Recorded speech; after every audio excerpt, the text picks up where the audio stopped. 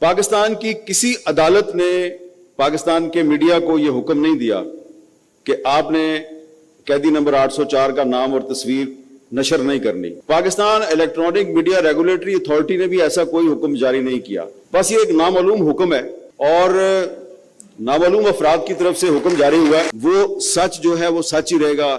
آپ سچ کو social media پہ روکیں یا ریگولر میڈیا پہ روکیں, وہ سچ جو ہے وہ عوام تک ضرور پہنچتا ہے اور اس کی طاقت کو آپ انڈرمائن نہیں کر سکتے. یہ بات نامعلوم افراد کو سمجھ نہیں آتی. ایک ڈکٹیٹر کے دور میں جو میڈیا کے ساتھ زیادتی ہو رہی تھی, جس کا ہم بھی شکار رہے, تو ڈکٹیٹر جو ہے وہ کبھی چھپاتا نہیں تھا. وہ کہا ہاں بھائی میرے ساتھ لڑائی ہے, میں نے پابندی لگائی ہے. لیکن یہ جو ڈیموکریٹک حکومتیں ہیں جو ہمیں صحافتی اخلاقیات سکھانے میں بڑا انٹرسٹ لے رہی ہیں, یہ پابندی بھی لگاتے ہیں اور مانتے بھی نہیں. اخلاقی جرات کا شدید فقدان ہے. پازیٹیو پہلو بھی ہوتے ہیں, نیگیٹو بھی ہوتے ہیں. اب اس حال میں بہت سے لوگ ہیں ان کے پاس موبائل فون ہے اور بہت سے لوگ جو ہیں وہ ادھر جب ہماری باتیں سن رہے ہیں تو بریلوی صاحب وہ یہ سوچ رہے ہوں گے کہ یہ حامد میر جو ہے یہ ٹی وی اسکرین پہ تو عمران خان کا اتنا کھل کے نام نہیں لیتا, یہاں پہ کیوں لے رہا ہے؟ ٹھیک ہے نا, تو یہ کنٹراڈکشن ہے نا, ہے نا کنٹراڈکشن. آپ کے ادارے کی پالیسی ہے آپ کی وہ یہ دیکھیں, آپ نے بڑا اچھا سوال پوچھا ہے, بڑا اچھا سوال پوچھا ہے.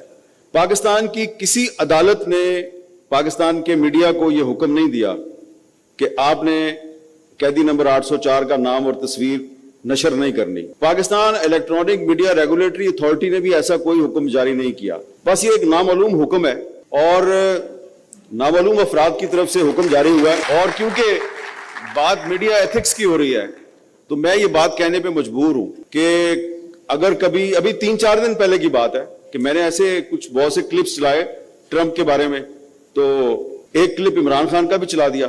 تو انہوں نے کہا نہیں اس کی تصویر تو نہیں جا سکتی, تو اس کی آڈیو چلی گئی لیکن تصویر نہیں گئی. حالانکہ اگر وہ کلپ چلتا تو عمران خان کو اس کا نقصان ہوتا. شکر ہے انہوں نے یہ نہیں کہا کہ ٹرمپ کو بھی مت چلاؤ. ہاں تو دیکھیں, یہ جو آپ نے سوال کیا کہ پاکستان میں کسی عدالت نے اور کسی ادارے نے یہ آپ کو تحریری طور پہ حکم نہیں دیا, لیکن حکم پر عمل درآمد ہو رہا ہے. There is an unannounced censorship in this country, Islamic Republic of Pakistan. تو وہاں پر جب ریگولر میڈیا جو ہے اس کے ہاتھ اور پاؤں آپ باندھ دیں گے تو وہاں پہ پھر جو بہت سے صحافی جو ہیں وہ پھر ٹی وی اسکرین پہ جب ان کو آپ سچ نہیں بولنے دیں گے تو وہ پھر سوشل میڈیا کو پکڑ لیں گے, وہ یوٹیوب پہ ویلاگ کریں گے, وہ ٹویٹس کریں گے, وہ انسٹاگرام پہ سچ بولنا شروع کر دیں گے. اور وہ بولے نہ بولیں, یہ جو سامنے لوگ بیٹھے ہیں ان میں سے چلیں کچھ ایسے ہوں گے کہ مجبوری کی وجہ سے انہوں نے اپنا ایک جعلی ٹویٹر اکاؤنٹ بنایا ہوگا, انسٹاگرام پہ انہوں نے بلی کی یا ہاتھی کی تصویر لگا کے اور کوئی جعلی سا نام رکھ کے کوئی نہ کوئی بات کر رہے ہوں گے. لیکن بہت سے لوگ ایسے ہیں کہ وہ جان ہتھیلی پہ رکھ کے اپنی تصویر کے ساتھ اپنے اصلی نام کے ساتھ سچ بولتے ہیں اور پھر پھڑے جاندے ہیں. ٹھیک ہے, پھر پولیس جو ہے وہ انسداد دہشت گردی کی عدالت میں ان کے خلاف مقدمہ چلاتی ہے. تو سوشل میڈیا جو ہے اس کے فائدے بھی ہیں, اس کے نقصان بھی ہیں. اگر پاکستان میں سوشل میڈیا نہ ہوتا تو میرا خیال ہے کہ زیادہ اچھا ہوتا. نہیں دیکھیں, جب حبیب جالب صاحب کا دور تھا تو اس وقت بھی سوشل میڈیا نہیں تھا, صرف اخبار تھے. تو اخبار کنٹرول میں تھے حکومت کے.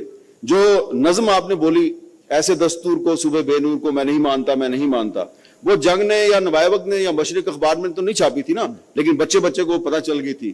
سچ خواہ آپ سوشل میڈیا پہ بولیں یا آپ ریگولر میڈیا پہ بولیں, وہ سچ جو ہے وہ سچ ہی رہے گا.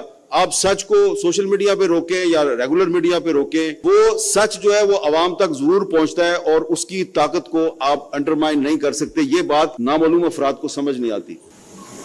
جنرل ضیاء الحق کے دور میں نے اپنی صحافت شروع کی تھی تو اس وقت صحافیوں کو کوڑے پڑتے تھے, اور پھر آخری ڈکٹیٹر تھا جنرل پرویز مشرف, اس کے دور میں بھی مجھ پر پابندی تھی. تو پرویز مشرف تھا نا, وہ میرا اور اس کا بڑا ایک کشیدہ تعلقات تھے. تو جب بھی ان سے ملاقات ہوتی تھی لڑائی ہو جاتی تھی. انہوں نے میرے پہ پابندی لگا دی اور سم ٹائمز وہ شاؤٹ بھی کرتے تھے. میں بھی تھوڑی سی اپنی کیپیسٹی کے مطابق آواز بلند کر لیتا تھا, لیکن یہ پتا تھا کہ لڑائی کس کے ساتھ ہے. وہ ڈکٹیٹر تھا لیکن یہ پتا تھا کہ پابندی یہ لگواتا ہے, مقدمہ جو ہے یہ درج کرواتا ہے, کیبل پہ بین بھی یہ کرواتا ہے.